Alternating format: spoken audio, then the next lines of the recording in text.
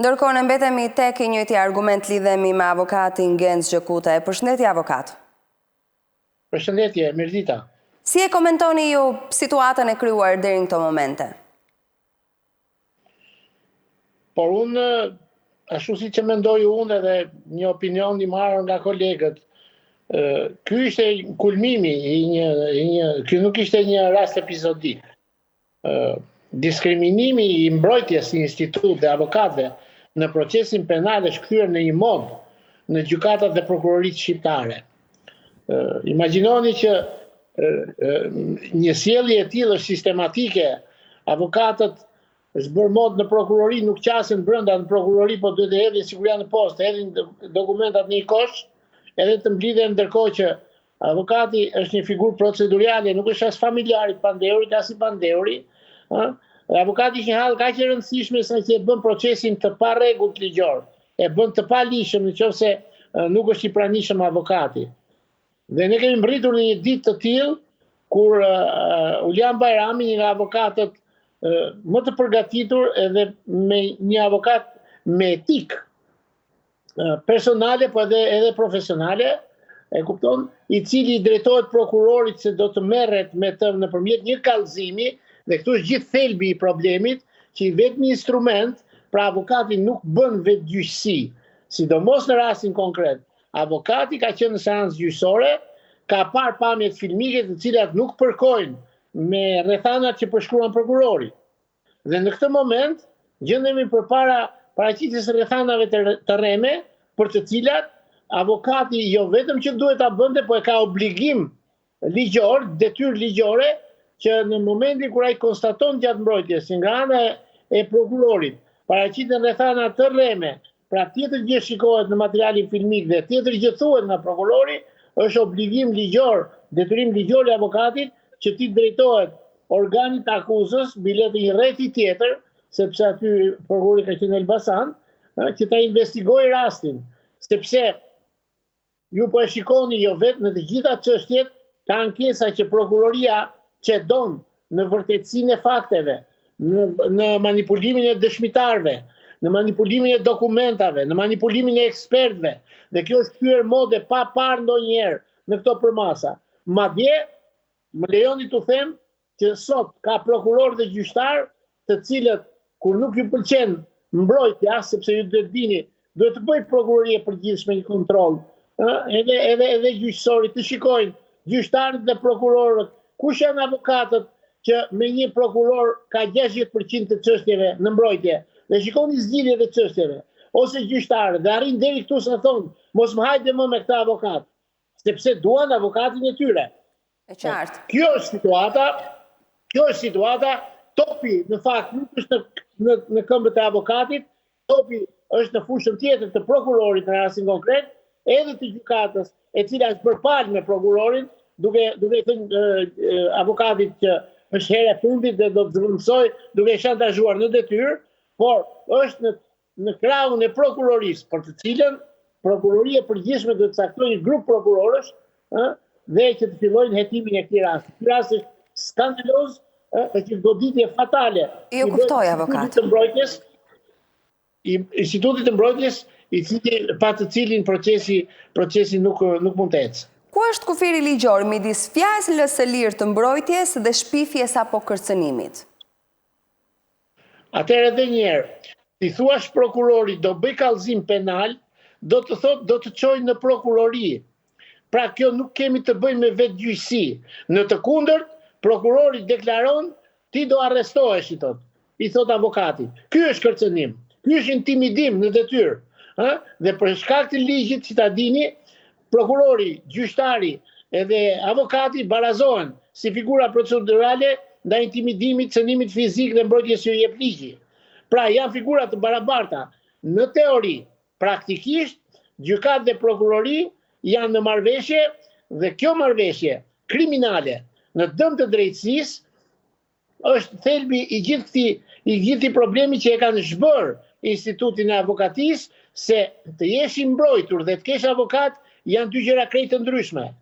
Flitet për mbrojtje efektive, jo për pasjen e një avokati në krah, siç bën gjykata të rëndom që thotë do marr një avokat kryesisht. A e dini ju ç'a ndodh? E merr avokatin kryesisht dhe bën sikur i jep 10 minuta. Për 10 minuta avokati kryesisht lexo ka 5 volume edhe vazhdon mbrojtjen. Kjo nuk është mbrojtje. Kjo është prezencë për të larë duar gjykata, të marrë të vendim që është marrë vesh me prokurorin, edhe që të jap një vendim që të quhet që ka qenë mbrojtur. Por mbrojtja ka tjetër standard.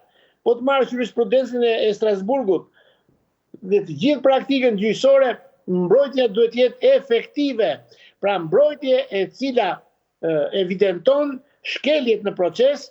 Avokati nuk është ai që të fut në burg apo të nxjerr nga burgu, avokati është figura e vetme procedurale në atë sallë, i cili të mbron nga i sulmi pa drejt, të mbron nga i proces i gabuar, nga i proces i paligjshëm, dhe që personi nëse rezulton fajtor të marrë dënimin që parashikon ligji dhe dënimin normal që duhet të vuaj, jo të paguaj nervat e gjyqtarit edhe të prokurorit.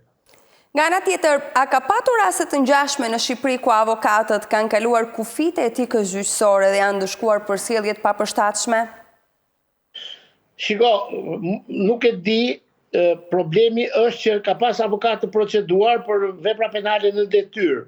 Por avokat në sallë të gjyqit, me çfarë kemi dëgjuar për zonë Ulian Bajrami flas, i cili drejtohet prokurorit, aty ajo çështje duhet hetuar. Duhet hetuar prokurori çështjes, sepse unë dyshoj, dhe kjo është një konsideratë imja personale, që atje prokurori duhet ketë probleme të tjera mbrapa kuintave, që ka vepruar me një agresivitet të tillë, sa që ka bërë të mundur arrestimin e një avokati. Kjo është shumë e rëndë, kjo është një krim në detyrë i prokurorit, plus që me sa kam dëgjuar, nuk e di sa e saktë është, që arrestimi është bërë të nesërmen, ndërkohë që nuk kemi pasur flagrancë. Dhe në kushtet e flagrancës arreston policia gjyqësore. Të nesërmen arresti nuk bëhet ndalim, dhe kjo bëhet domosdoshmërisht me urdhër të prokurorit. Urdhër pa të cilin ai ndalim është i padijshëm. Dhoma Avokatisë pretendon se është manipuluar procesverbali i arrestimit. Nëse kjo vërtetohet, çfarë pasojë ligjore do të kishte për prokurorin ose për policinë që kanë firmosur këtë akt?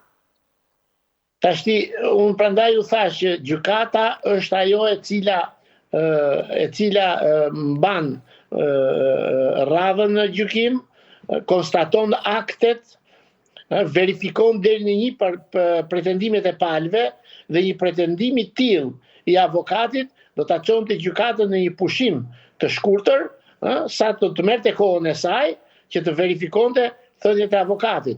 Pra, nëse avokati ka pretenduar konkretisht që është falsifikuar procesverbali dhe atë falsifikim e ka pas të provuar sepse janë dhënë pamjet filmike të situatës për cilën është gjykuar personi i mbrojtur i prej zotit Bajrami, por thëniet e prokurorit janë krejt të tjera.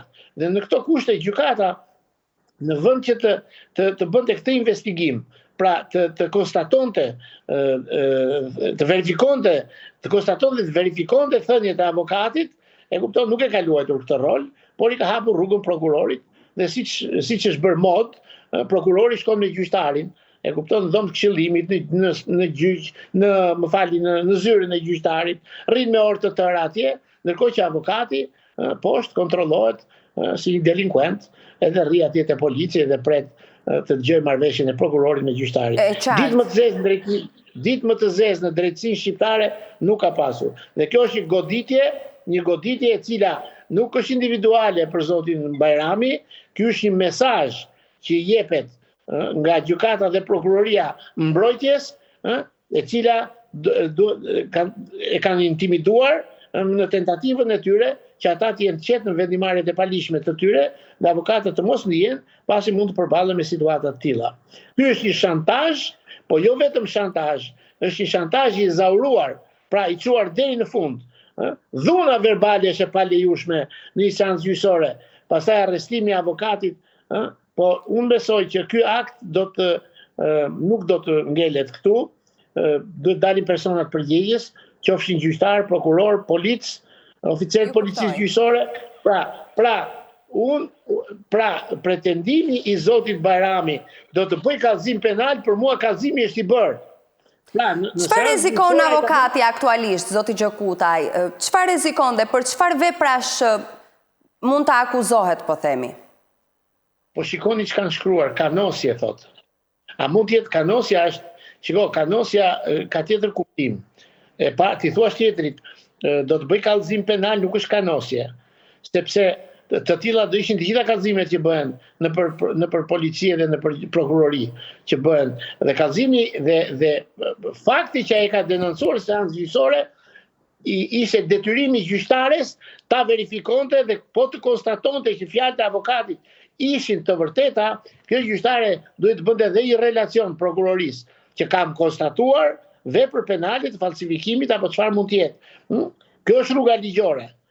Avokati nuk rrezikon asgjë, avokati është një viktim e një dhune të parsyetuar, një rast skandaloz i një prokurori i cili nuk e meriton të jetë më në radhët e organit akuzës. Dhe një pyetje tjetër, avokat, mendoni se bojkoti do të sjellë diçka apo thjesht do të rëndoj më shumë kolapsin në të cilin tashmë ndodhen gjykatat edhe volumin e madh të dosjeve të cilat presin të shqyrtohen dhe t'ju jepen vendime? Shikoni, kur të thoni kolaps, duhet të adresoni fjalën kolaps.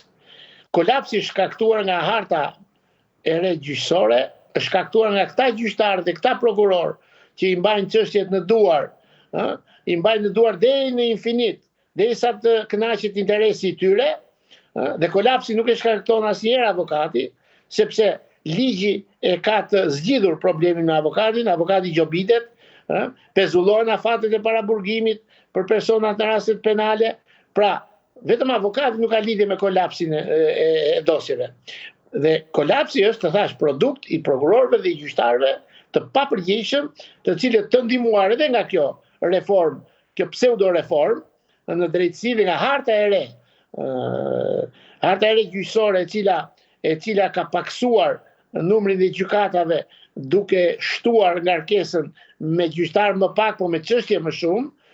Kështu që avokatia nuk ka asnjë lloj përgjegjësie në këtë drejtim, por sigurisht një KLG, një Këshill Lart Gjyqësor dhe një inspektoriat i lartë i drejtësisë që janë bërë mburoja e korrupsionit në gjyqësor, e gjyqtarëve të cilët do të jenë bankull të akuzuar dhe sot të kësaj dite vazhdojnë dhe gjykojnë në emër të Republikës, kjo situatë do vazhdojë të agravohet. E kuptoj. Faleminderit avokat që ishit me MCN. Faleminderit dhe juve për ftesën.